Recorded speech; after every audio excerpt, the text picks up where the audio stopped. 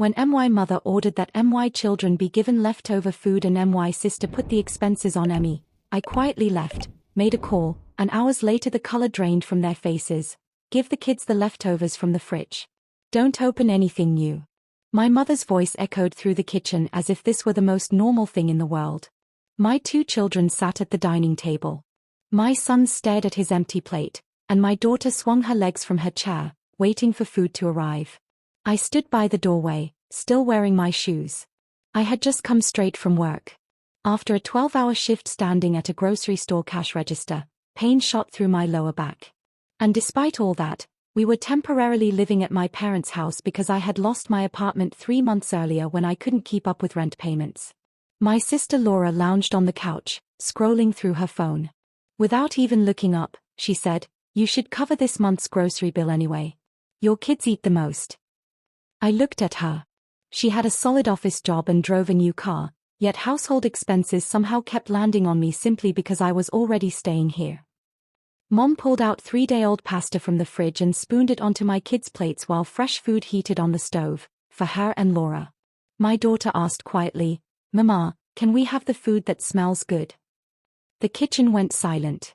Mom snapped, "This is food too. Be grateful you're getting anything." Something inside my chest cracked at that moment. Poverty wasn't just about not having money, it slowly stripped away dignity too. I placed the plates in front of my kids without saying a word. Anger burned inside me, but my voice refused to come out. If I spoke, I knew I would cry, and I didn't want my children to see me fall apart. I turned quietly, opened the door, and stepped onto the porch. Cold air hit my face. My hands trembled as I pulled out my phone and dialed the number a customer had given me the week before after I'd joked about needing a better job. "Hello, this is Mark," a voice answered. I inhaled deeply. "This is Jennifer, from the grocery store. You mentioned a warehouse job." Within minutes, everything shifted. They needed people immediately. Night shift, better pay, health insurance, and most importantly, a signing bonus. By the time I hung up, my fingers felt numb. Back inside, my kids had barely eaten half their plates while Mom and Laura watched TV, eating fresh food.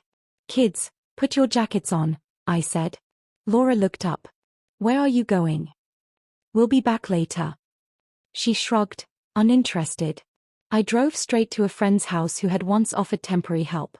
On the way, I called the warehouse's HR department and started the application process. By 11 that night, I was filling out forms online while my kids slept curled together on my friend's couch. The next morning, as I dropped them at school, my phone rang. They offered me the job without even requiring an interview. They needed someone reliable immediately. When I returned to my parents' house that afternoon, Mom and Laura were in the kitchen discussing bills.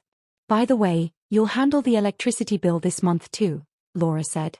"Since you're living here." I set my purse on the table. "We're leaving this week." Both looked up. "Where?" Mom asked. "I'm starting a new job. The company is covering the first month's apartment advance. We're moving." Laura's expression changed instantly. "Wait, what about household expenses then?" For the first time, I met her eyes calmly. "You'll handle them yourselves." Silence settled over the kitchen. At that exact moment, Mom's phone rang. Her face drained of color as she listened. The store where she worked part-time was cutting staff, and her hours were gone. An uneasy quiet followed, as if the ground had shifted under all of us. And suddenly I saw the truth clearly. I hadn't always been a burden. It had just been easier for them to keep me in that position. Within hours, everything changed. I packed the kids' clothes, gathered essentials, and by evening we were back at my friend's place, preparing for our move. The next week passed in a blur of paperwork, long nights, and exhaustion.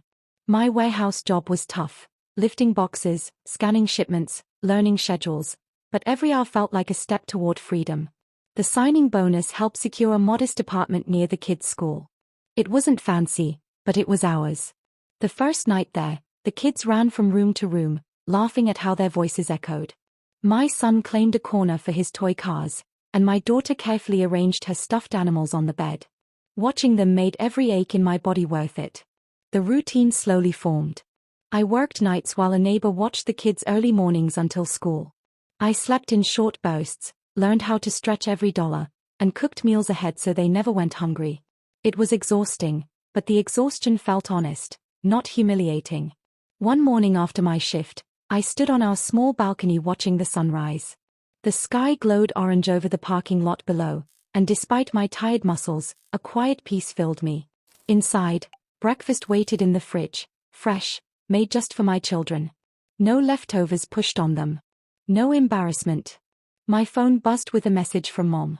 "If you're able to help, let me know." I stared at the screen for a while but didn't answer immediately. I wasn't angry anymore. I just understood something now. Revenge doesn't always need shouting or confrontation.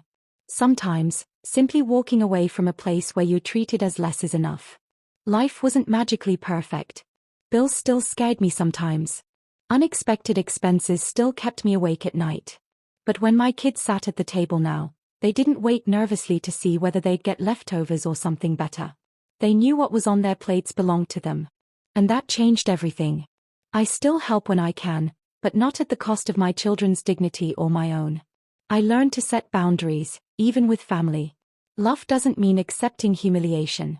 Support shouldn't come with shame attached.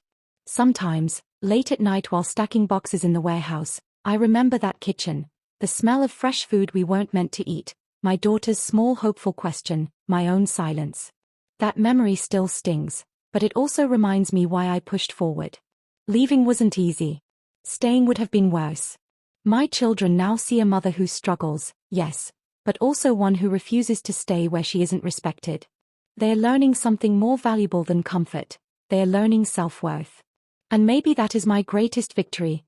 Thank you for staying with this story. If it touched you, please like, share, and subscribe for more real-life journeys of courage and hope. Your support helps these stories reach others who need them. Wishing you strength, and thanks again for watching until the very end today. We truly appreciate your time and kindness always here.